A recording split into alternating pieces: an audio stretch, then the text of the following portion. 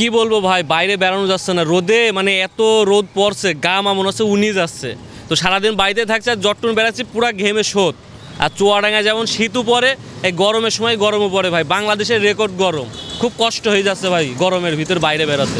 চুয়াডাঙ্গাতে এমনিতে প্রতি বছর এই সময় অনেক গরম থাকে, তো প্রতিবারের মতো এবারও অসম্ভব গরম। তবে বৈশাখী হাওয়ায় মানুষ একটু মানে স্বাচ্ছন্দ্যভাবে চলতে পারছে আর কি। তবে গরমের এই তাপমাত্রাটা সকাল থেকে প্রায় 5টা-6টা পর্যন্ত থাকছে আর কি, শেষ বিকেল পর্যন্ত আর কি।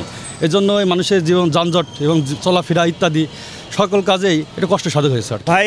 প্রচণ্ড গরম চুয়াডাঙ্গাতে, মানে গরম এত পরিমাণ যে ঘর থেকে বেরোনোর অবস্থা নেই।